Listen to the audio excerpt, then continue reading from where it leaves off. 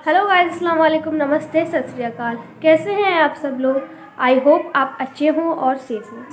आज मैं नए वीडियो के साथ आई हूँ। आज मैं जिस वीडियो पर रिएक्शन दूंगी उस वीडियो का टाइटल है खान सर की लेटेस्ट वीडियो आई है, जिसमें उन्होंने बताया है कि प्रधानमंत्री जो है कि मोदी जी, उनकी सिक्योरिटी ब्रीच हुई थी, तो उसके बारे में वो क्या कह रहे हैं। और वहाँ पर जो रोड वगैरह भी वो जाम कर दिया गया था।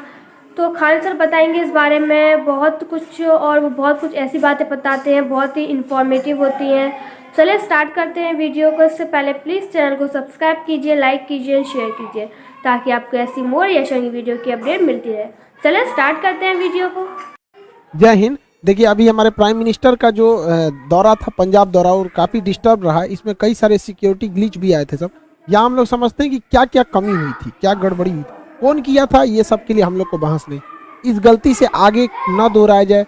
कहाँ कहाँ मेन जो की पॉइंट्स थे जहाँ पर इसको ध्यान रखना चाहिए था, वो उसको हम समझते हैं। देखिए, मेनली था हमारे प्राइम मिनिस्टर का पंजाब में दौरा था, जहाँ पर वो कई सारी योजनाओं का भी उद्घाटन करने वाले थे। ये चुनावी रैली भी थी, लेकिन कई सारे विकास की योजनाओं में भी था, कई बहुत महत्वपूर्ण योजनाएं भी थी। तो दिल्ली से ये भटिंडा गए थे बाई फ्लाइट।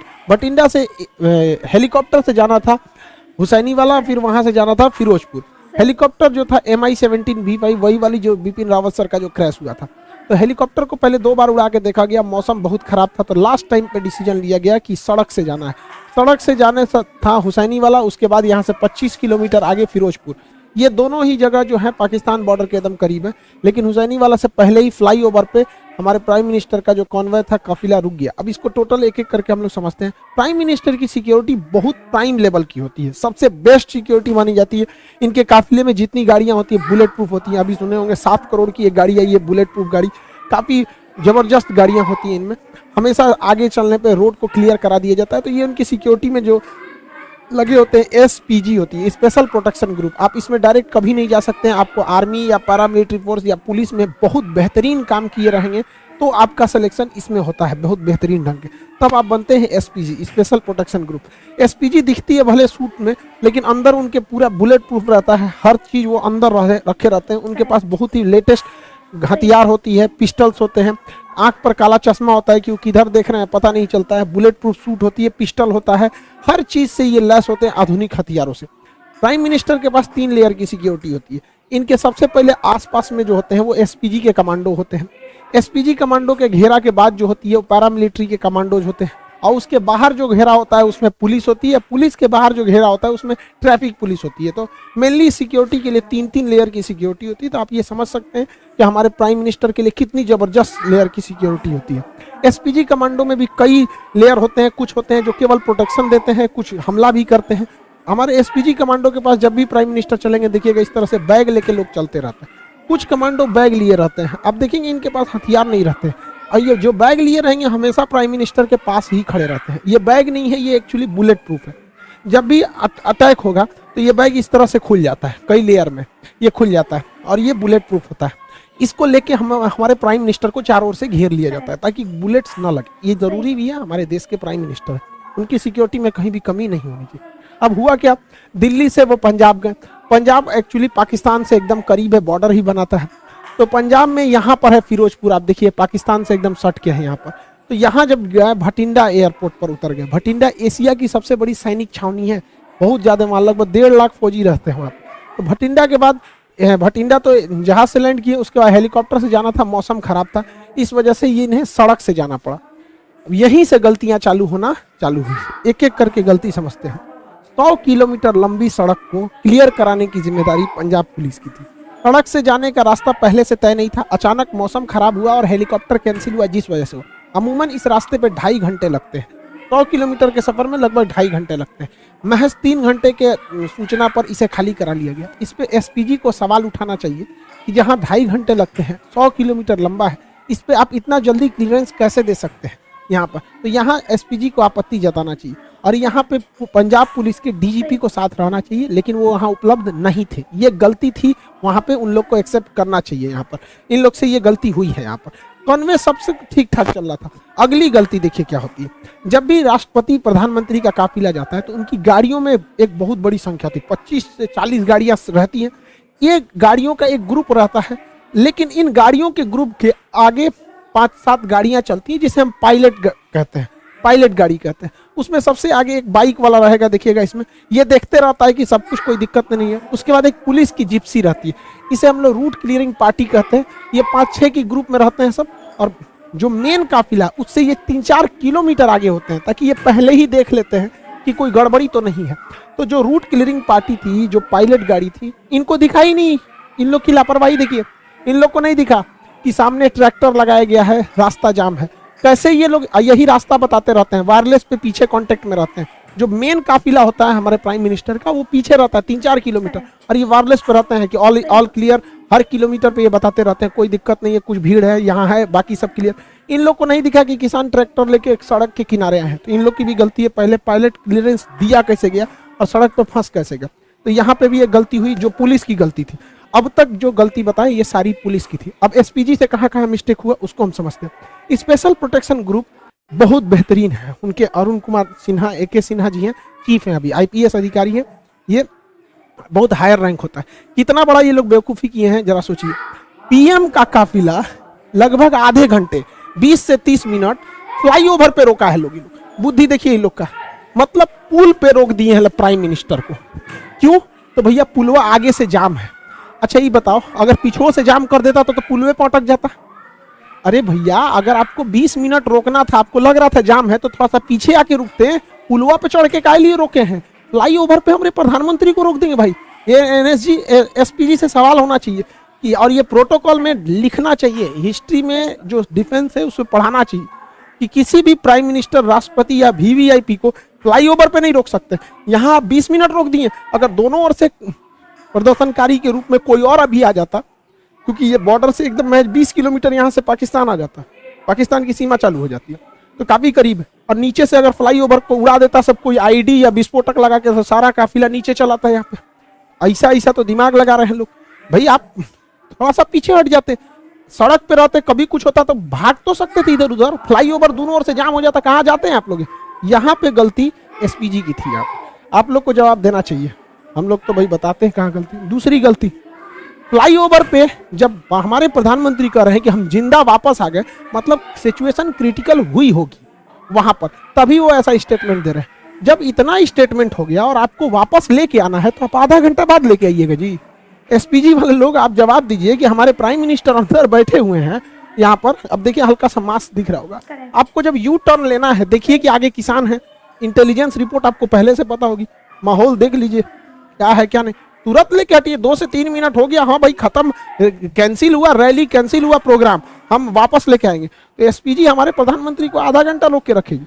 यहाँ SPG को भी जवाब देना पड़ेगा कि आप आधा घंटा काहे लिए रोक के रखे, वापस तुरंत लेके आना चाहिए। अगली गलती सुनिए ध्यान से, गृह मंत्रालय के अंडर में आता है खुफिया एजेंसी, इंटेलिजेंस ब्यूरो, और गृह मंत्रालय है, और हमारे अजीत डोभाल साहब, इनकी योग्यता पे तो कोई शक नहीं है।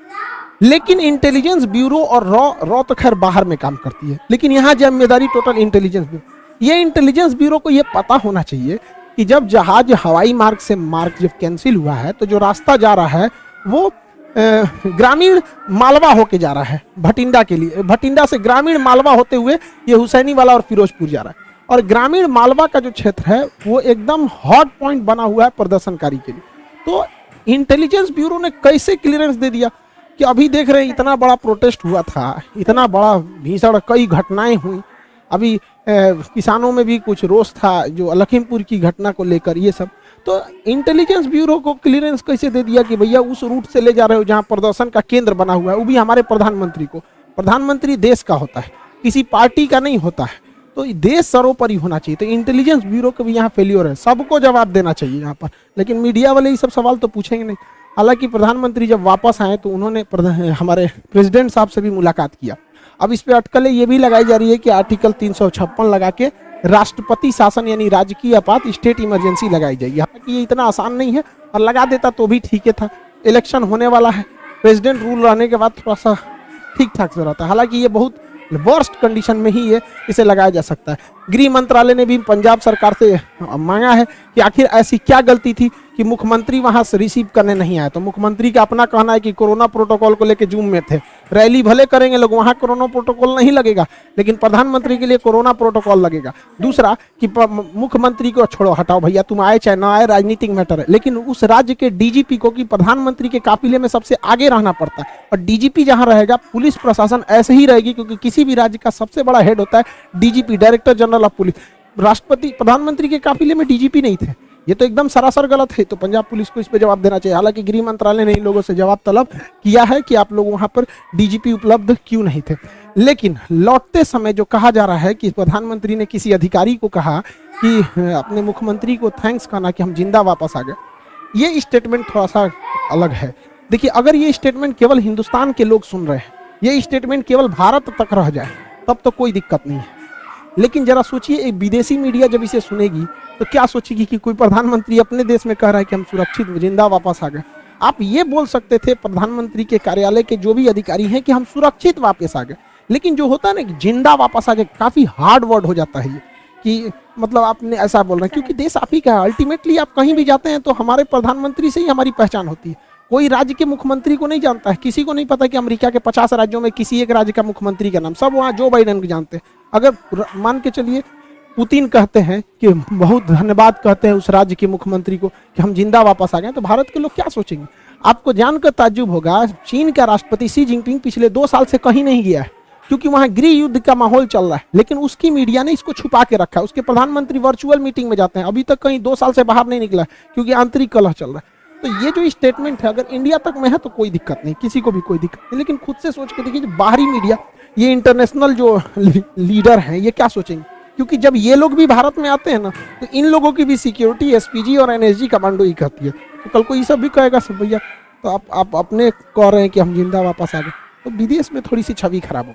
खुद हमारे प्रधानमंत्री कहते हैं, इतने दिलेर हैं, आप दिलेरी की बात कहते हैं, बिना बताए 2015 में नवाज शरीफ की पोती की शादी में गए थे। हमारा सबसे बड़ा दुश्मन, जहां से कभी हमारी दोस्ती की कोई उम्मीद नहीं रहती थी, पाकिस्तान, हमेशा कभी टेररिस्ट अटैक, कभी कश्मीर का इशू, वहां हमारे प्रधानमंत्री देखिए यहाँ पे 2015 में नवाज शरीफ की पोती की जब शादी थी, ग्रैंड डॉटर की, बिना बताए चले गए थे अफगानिस्तान दौरे पे, वहां से अचानक चले आए वहां पर। तो वहां पे इन्होंने नहीं कहा कि हम जिंदा वापस आ गए, जबकि जब वहां पे प्रधानमंत्री जब गए थे 2015 में, हम लोग न्यूज देखे, लोग धक धक कर रहा था, अरे भैया बिना बताए गए हो वहां जगह। क्योंकि काफी मोदी जी जो है पाकिस्तान को लेकर पीओके के लोग काफी हार्ड डिसीजन लेते हैं, तो थोड़ा सा आदमी को भी रहता है कि हमारा प्रधानमंत्री दुश्मन के घर में गया। और वो भी जो गए थे ना, भारत के हेलीकॉप्टर नहीं था, नवाज शरीफ के अपने हेलीकॉप्टर में बैठ के गए थे। पता नहीं पाकिस्तानी हेलीकॉप्टर चाइना से खरीदा था, क्या होता क्या नहीं। तो वहां पे ये स्टेटमेंट नहीं था, ऐसा नहीं होता। कह देना चाहिए था कि हाँ सिक्योरिटी में बहुत ग्लीच हुआ, सिक्योरिटी में ऐसा नहीं होना चाहिए। लेकिन एक होता है ना जिंदा वापस आना, वो भी प्रधानमंत्री के मुंह से थोड़ा सा ऑकवर्ड सा लगने लगता है। भैया तब हम लोग कहाँ जाएंगे भाई? प्रधानमंत्री के ऊपर हर महीने 50 करोड़ रुपए खर्च होते हैं सिक्योरिटी में। एक दिन में 1 करोड़ 60 लाख पर दिन का खर्चा है, अगर ये दिल्ली में बैठे हैं तो। और बाहर जाएंगे तो प्रतिदिन 2 से 2.5 करोड़ रुपए खर्च लगेगा। तो 2 करोड़ रुपए प्रतिदिन का खर्च के आधार पर अगर ऐसा स्टेटमेंट आता है, तो फिर एसपीजी को सोचना चाहिए भैया आप किस तरह की सिक्योरिटी दे रहे हैं कि प्रधानमंत्री करें। और ऐसा नहीं है कि केवल पहली बार जाम में फंसे।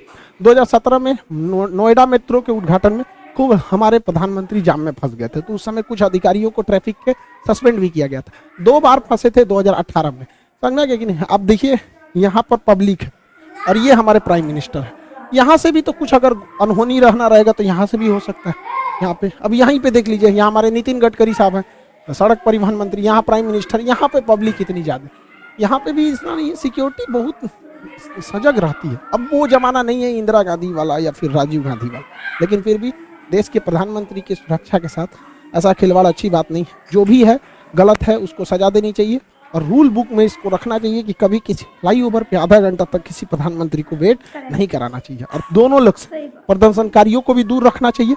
हमारे काफिले से बताइए, महज कुछ दूरी पर थे प्रदर्शनकारी, वहां से दिख रहे थे, और जो उनके समर्थक हैं हमारे प्राइम मिनिस्टर के, उन लोगों को भी कहते हैं कि तू लोग भैया काहे लिए उतना पास चलाया। यहाँ देखिए ये एसपीजी खड़ा है, ये हमारे प्रधानमंत्री की गाड़ी है, इसमें बैठे हुए हैं, ये उनके समर्थक हैं। तो भैया समर्थक लोग तुम भी दूर रहो, वरना तुम्हारे भेष में कोई भी आ सकता है, और विरोध वाले भी तुम भी दूर रहो। और इस पे हम लोग को लेसन लेना चाहिए। हम तो कहते हैं ना एक चीज कि देश में जब तक जितना बार इलेक्शन होगा ना कुछ तांडव होगा। आप देखिए बंगाल इलेक्शन में हुआ था, कितना वायलेंस हुआ। जब जब इलेक्शन होगा तब तब ऐसा होता रहता है। हम तो कहते हैं कि इलेक्शन एक ही साथ होना चाहिए, स्टेट का भी और सेंट्रल का भी। जैसे 2019 में इलेक्शन हुआ तो जब लोग वोट डालने गए उसी समय वो सीएम का भी चुनाव करा लेते हैं, एक ही कमरे में 2 ईवीएम मशीन लगा देते। बार बार इलेक्शन कराने पे हमारे जो नेताओं को काम करना चाहिए वो भी नहीं करते हैं। हर 3-4 महीना का गैप देके इलेक्शन में बिजी हो जाते हैं। अब जैसे 2024 में इलेक्शन होना है तो 2024 में ही क्या कर दीजिए भैया, अब एक ही साथ राज्यों का भी इलेक्शन करा लीजिए। ईवीएम जो मशीन होती है, ईवीएम मशीन यहाँ पे 2 लगा दीजिएगा। हाँ भैया, पीएम वाला चुनाव है, लोकसभा का दे दीजिए, यहाँ सीएम वाला चुनाव है, दोनों वोट दीजिए, एक साथ खत्म करके बैलेंस कीजिए। इससे 60,000 करोड़ रुपए की बचत होगी। राज्यों के चुनाव में 60,000 करोड़ रुपए का खर्चा होता है। इस पैसे से सारे किसानों का कर्जा माफ किया जा सकता है, एक बहुत बड़ी समस्या खत्म होती है। आपको क्या लगता है, सेंट्रल और स्टेट दोनों का इलेक्शन एक साथ होना चाहिए कि नहीं? बार बार हम कब तक लड़ते रहेंगे? एक दूसरे के नाम पे, पार्टियों के नाम पे लड़ेंगे, कभी मजहब के नाम पे लड़ेंगे, कभी जाति के नाम पे लड़ेंगे, कभी पढ़ाई लिखाई की बात होती तो भैया 5 साल में एक बार लड़ लो, फिर मिलजुल के रहो अच्छे से। सेंट्रल वाले भी पूरा काम करते रहे, आधा समय तो चुनाव में बिजी रहता है। खैर, जो भी हुआ गलत हुआ। प्राइम मिनिस्टर के साथ ऐसा नहीं होना चाहिए। हम लोग को वही जहाँ जहाँ गलती हुई वो हम बताएं, कौन गुनहगार है उसको सजा देना सेंट्रल का काम है। सेंट्रल अच्छे से करेगी। आई होप आप समझ गए होंगे। मिलेंगे नेक्स्ट क्लास में। जय हिंद। सो गाइस, ये थी हमारी आज की वीडियो। ये वीडियो बहुत इन्फॉर्मेटिव थी। सबसे अच्छा पॉइंट मुझे ये लगा कि जो कभी फ्लाइंग पेंट, क्योंकि वो एक रोड है इधर उधर, मतलब लेवल क्या होता है, प्लांट कराओ कि नीचे की वहाँ और एक देंगे, रुक गए और वहाँ कुछ लगवा देंगे, क्योंकि रोड पे फिर भी एक वो स्कैप होता है कि आप इधर से उधर जा सकते हैं, निकल सकते हैं, वो भी 20 मिनट का। बहुत सारे फॉल्ट हुए हैं इसके अंदर। कार्रवाई तो मतलब चल रही होगी, अकाउंटेबिलिटी तो हो ही गई होगी, क्योंकि वो बहुत नेशनल सिक्योरिटी सिस्टी थी। तो ये है, मतलब ये कोई बीजेपी कांग्रेस वाली बात नहीं है। और एक चीज़ है कि 60,000 करोड़ रुपीस बच सकते हैं, जिससे किसानों का कर्जा माफ़ हो सकता है। और मैं भी यही कहती हूँ कि मानो हम एक वोट देते हैं कि वो एक मार्च में दे रहे हैं, एक दिसंबर में दे रहे हैं, तो इससे हम लोग का बहुत टाइम वेस्ट होता है कि हम लोग 2-2 बार वोट दें। एक ही दिन में 2 चीज़ हो जाए तो ये ज़्यादा बेटर है। तो इससे टाइम भी हम लोग का बचेगा एंड इससे हमारा मतलब जो मनी है, पैसा, वो भी हमारा बचेगा। क्योंकि जो मतलब 2-2 बार होते हैं इलेक्शन, तो उसके लिए सिक्योरिटी को पैसा देना पड़ता है और भी बहुत कामों के लिए पैसे चाहिए होते हैं। इससे हम लोग मतलब पैसे बचा सकते हैं। सो ये वीडियो काफ़ी इन्फॉर्मेटिव थी। खान सर ने बहुत ही अच्छी हमें वीडियो वो बात समझाई, बहुत ही अच्छा बोला उन्होंने। सो वीडियो काफ़ी इंटरेस्टिंग थी। सो गाइज़, आप लोगों को वीडियो कैसे लगी प्लीज़ कमेंट सेक्शन में बताइए ज़रूर। एंड वीडियो को लाइक कीजिए, शेयर कीजिए, सब्सक्राइब कीजिए। मिलते हैं इस नई वीडियो के साथ। जब तक के लिए खुदा हाफिज़।